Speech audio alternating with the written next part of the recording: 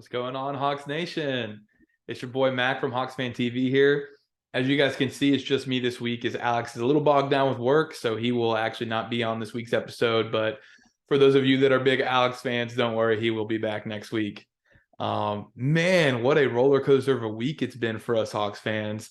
It's been a little more lows than highs, but the highs have been pretty awesome. And it's just like I said, man, it's just been a roller coaster of a week. So we'll get into breaking down this week. But first, did want to go over some recent news that has happened here. For those of you that either have already seen or maybe saw from the actual Twitter account of HawksFanTV, Hawks are currently interested in trading for Bojan Bogdanovic from the Pacers. Bojan is averaging over 21 points a game right now and would really just add a lot of offense for us, something that we really need right now.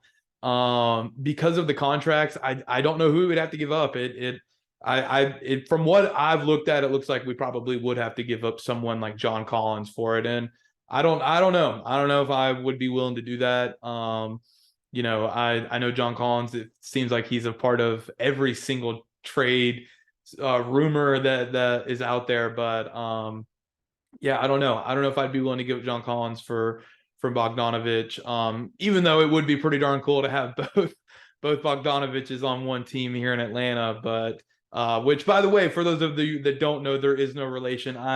If I remember correctly, I don't even think they're from the same country. So yeah, no relation there, but it would be pretty cool to have both them on the same team like that, especially just the offensive presence and improvement that Bojan could add to the Hawks. But like I said, from what I've looked at with the contracts, we would probably have to give up something that I would think most Hawk fans would not be willing to give up. So I don't know if that is, a route that we want to go down, but hey, it's definitely interesting. And the idea of having another offensive wing player that could, put up 21 points a night for us, and obviously on his better nights be dropping 30. So yeah, it's definitely something that, I wouldn't hate to have, but looking like what we would have to give up for it, I don't know how I would feel about it. But Jay Crowder was basically in the same rumors with the Hawks earlier this season, and nothing came of that. So don't think if I honestly had to put my money on it, I wouldn't think we make a deal with Indiana on this one, but we'll see what happens. We'll definitely see what happens. It'll be interesting to see what happens. But yeah, like I said, man, roller coaster of a week. It's a lot of losses, but some of the losses I think we still looked good, especially more notably against the Nets last Friday. I know we were shorthanded and didn't play our best at the end, and I'm really saying that because we could have won that game. I hate that Bogey was hitting shots all night, but then at the end just couldn't get some of them to fall. But it is what it is. It's I think it's very much proof that Trae Young and Bogey are better than Kyrie Irving and Kevin Durant. I'm kidding. I guess I should make sure that is clear, guys. That was a joke.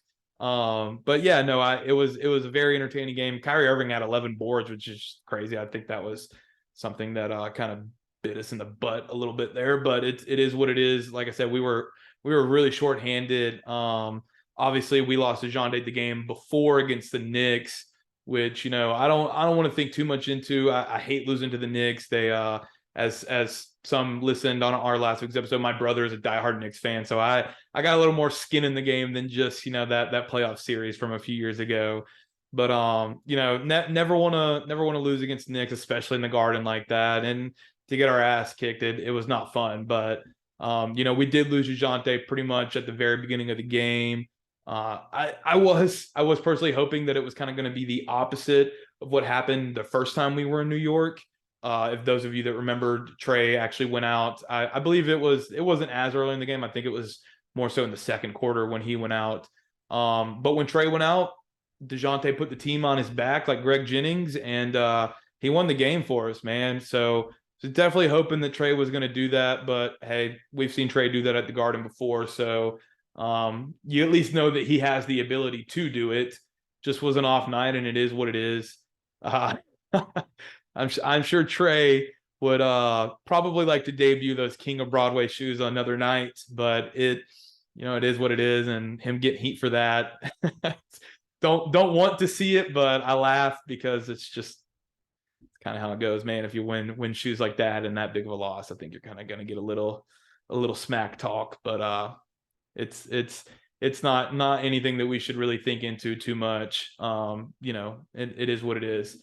And then like I was just saying, our next game against Nets, again shorthanded, but I thought we played a very gritty game. There was nothing, and I'll kind of go on a little bit more of this later. There's nothing that Nate did that upset me in that game. Nothing that Nate's really done in the last week or so that's upset me. But like I said, I'll comment a little bit more on that later in the episode. But yeah, losing to the Nets. I tweeted it out from my personal account on Friday, and I did mean it at the time that I don't think there is in a professional setting. I don't think there are many moral victories.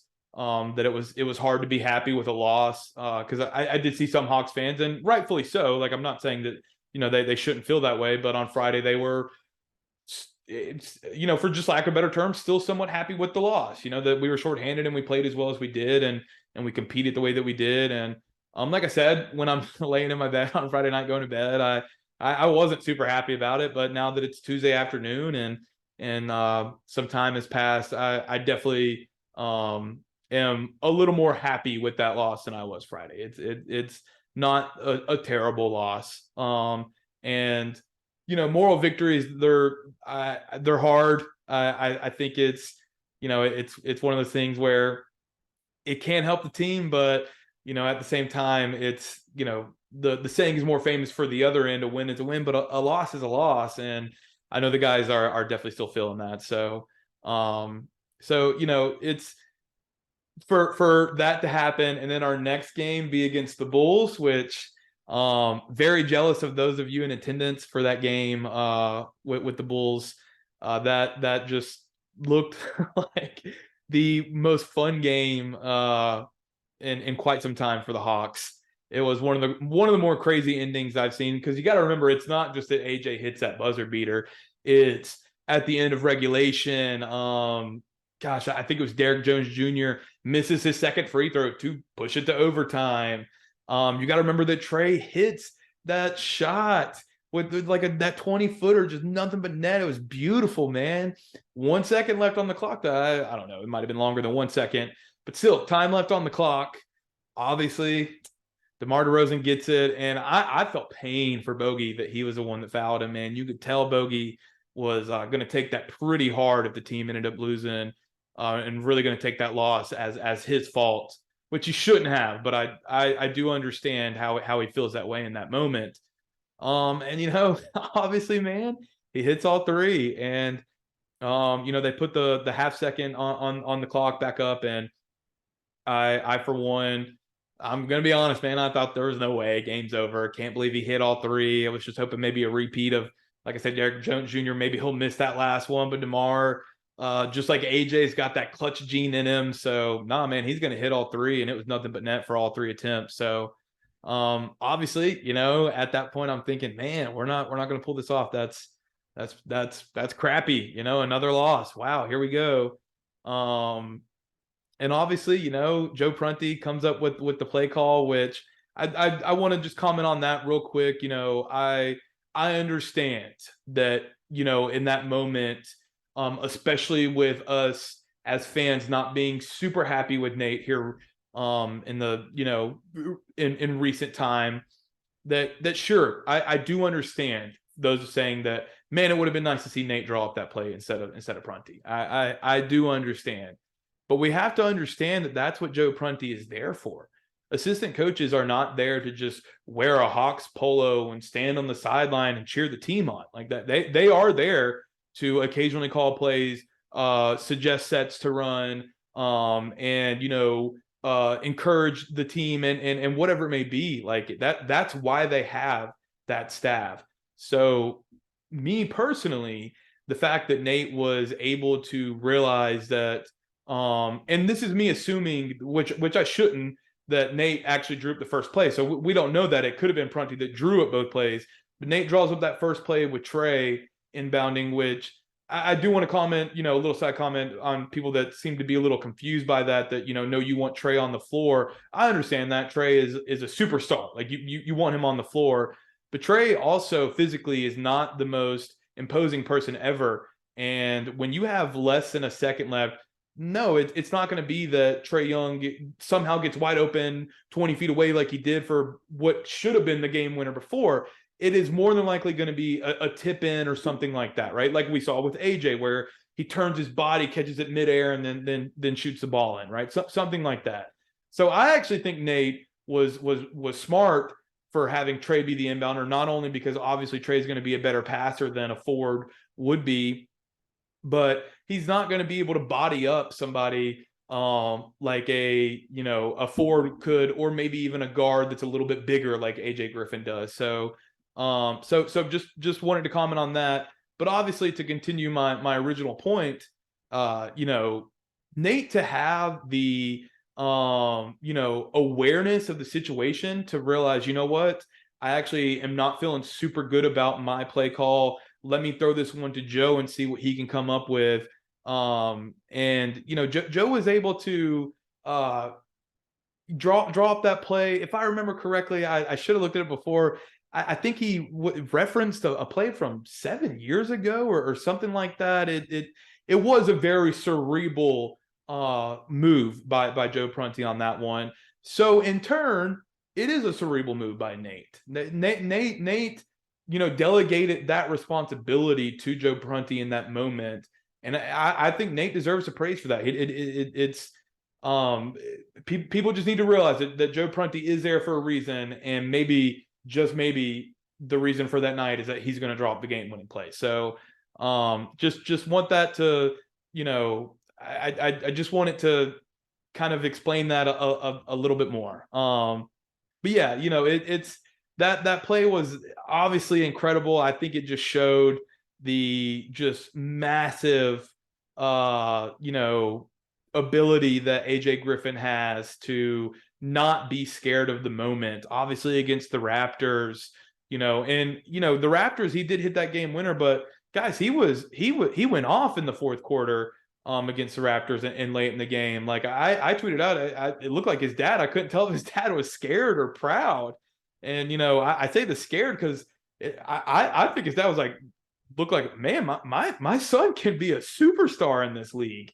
Like if he keeps this up, like, I mean, it's AJ Griffin looks like he has unlimited potential. So it's exciting. I think it just showed a sign of good things to come. Like obviously we lose the next night in Memphis, but I'll talk a little more on that. I don't think we should have been expected to win that game. But you got Nate hugging Trey, and that hug, for those of you that maybe saw the picture that Alex tweeted out from the account, or even just saw it, in the moment, it looked genuine, man. It looked like it was an actual hug of two guys that have not had the easiest last month and are just so happy to get that win. Like AJ in his post game, like while he's still on the court, his little post game interview mentioned how bad the Hawks wanted that win. So I don't know, man. It certainly could have been a heat of the moment kind of thing, but it didn't look that way to me.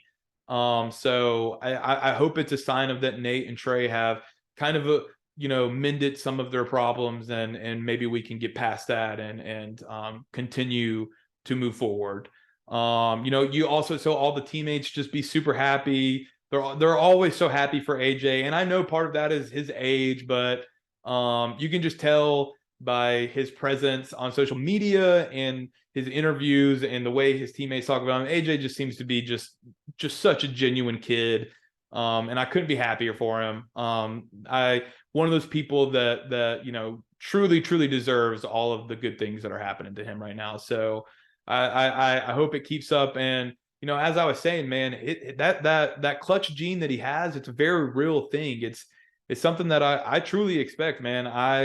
I truly expect in the playoffs, whether it's a game winner or just late in the game, for AJ to hit one of those big shots, man. I truly do. I truly do. This kid is special. You know, we've seen plenty of people fizzle out after their first year or two. So obviously that is to be determined. But right now, man, I'm really excited about AJ Griffin and what he can bring this team. So but yeah, man, it's the roller coaster of the week because, like I said, you know, we start in New York against the Knicks. We lose to DeJounte. We kind of get our butts kicked. Then, you know, 2 days later, we're playing against the Nets, and a little bit more of a better feeling after that loss because, you know, we were shorthanded, but we played really hard. Bogey played a great game. Trey played a great game. Then, you know, the peak of the week we hit. We play the Bulls on Sunday. We win that in dramatic fashion. And then the roller coaster's got to come back down, and we lose to Memphis yesterday, which was Monday, in pretty large fashion. It was one of those games that, you know, when the starting lineups got announced, I knew we probably weren't going to win. You know, this is no secret, but I think it's a pretty well-known thing at this point that role players play better at home. So really the point I'm making is I do think that could have been a home game for the Hawks, and we probably would have won. You know, I don't think it's anything to think into. These seasons are long. You're going to lose games. You know, it's been a roller coaster of a week and a roller coaster of a season for the Hawks so far, and it was last year and it was the year before. And really all I'm getting at by saying that is, you know, unless you're one of these 72-10, 73-9, I think your season, it's going to be a little bit of a roller coaster. It's just how it goes with these incredibly long seasons that, you know, the NBA and the MLB and things like that have. And I mean, even the NFL season is pretty long. So, so it's just how it is. Where, you know, I think we have some great opportunities in front of us. So, I'll comment a little bit more on that later. But, you know, I don't think the Memphis loss last night was something to think into too much as a fan base. You know, I actually thought I saw something that I liked out of Nate last night. You know, to give the man the credit where it's due. You know, we sometimes as Hawks fans have gotten on to Nate about not calling timeouts when he should, maybe not having his team's back when he should. Like the whole idea of getting that technical or getting ejected to show your team, your players, that you'd go to war for them. You know, you'd get ejected to let so the referee knows that was a bad call or whatever it is, right? You know, maybe there's been times in the past where we don't see a lot of that out of Nate. So, you know, there was a point in the game against Memphis. It was pretty early in the game. It was in the first quarter. I believe it was DeAndre Hunter is going for a drive, the basket. He gets a shot blocked. Jaren Jackson, I believe, was the one that blocked it. It was clearly a goaltending. Like even the announcers on the broadcast are saying like, "Wow, that was clearly goaltending. Like how'd they miss that?" Grizzlies actually turn around. They have numbers, so they hit a 3 on a fast break with Tyus Jones right after that. And you know, Nate calls a timeout. Nate calls a timeout for more than one reason. Obviously, he calls timeout. They're going on a little bit of run. And I'm saying that because at that point it was they had an 8-point lead. You know, they hit that 3. Now they're up by 8. Call a timeout. That's what I'm saying. I've watched every single Hawks game, it feels like, in the last couple of years. Nate in the past doesn't call a timeout when it's an 8-point lead. He waits to let it get to a 14-point lead, and then he calls a timeout. So it felt good to see him call a timeout to kind of, you know, get that run and that momentum stopped for the moment. But he also called the timeout because, I mean, obviously I can't see what he's saying as I'm watching it on TV, but he starts jawing at the referee. And he's jawing at the referee because he's letting the referee know that you missed that goaltend. Like that should be points for my team, my player. So yeah, man, it felt good to see Nate get heated like that. To see him call a timeout when he probably should call the timeout. It felt good. So I understand, you know, Nate gets criticized for things that he rightfully so is criticized for. So I don't want to sound like Nate deserves no criticism, but if we are going to be as critical as we are of Nate as a fan base, I do think we need to give him the credit when it's due because, you know, I like I said, I understand the criticisms, but we do need to recognize that, you know, he is seemingly making improvements, and a lot of this is, again, same thing, to be determined. So we'll see what happens. But right now, I do think some of the heat on Nate should simmer down a little bit. Because let's just be real, guys. Especially last night against Memphis, against the Nets as well. Like, guys, we were missing wide open looks.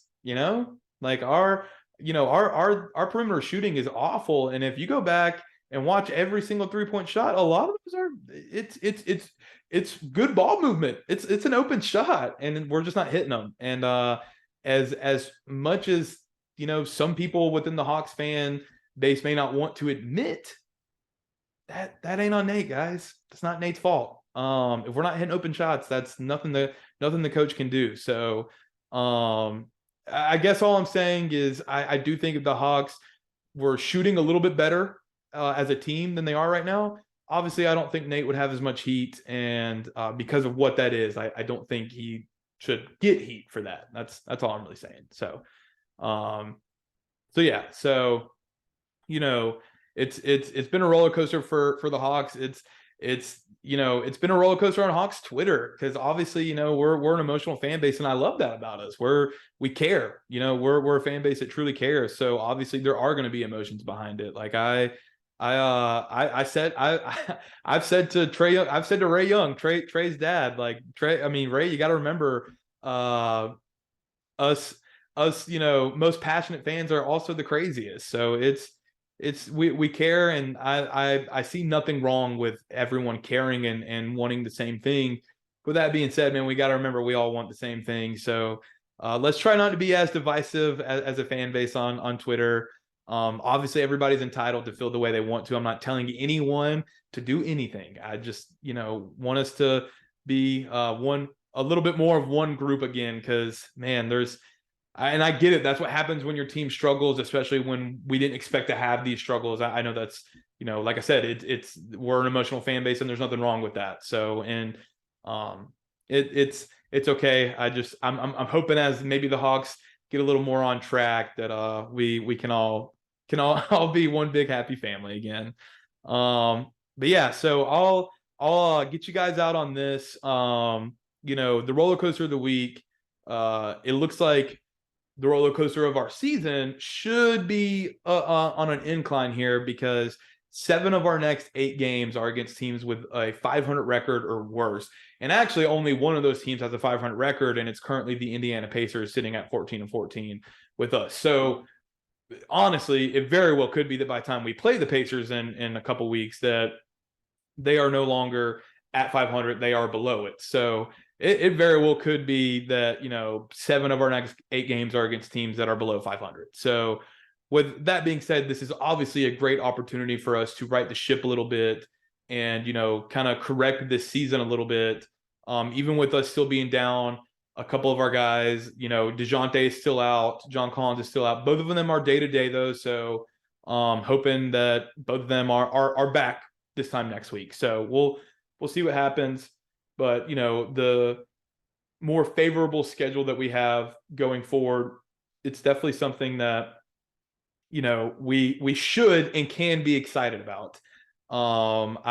It's very obvious what it is as an opportunity, but I don't want to play devil's advocate or anything, but it can go both ways. It can be an opportunity for us to right the ship, but it can also be an opportunity for us to maybe split those 8 games, or maybe go 3-5, or God forbid 2-6.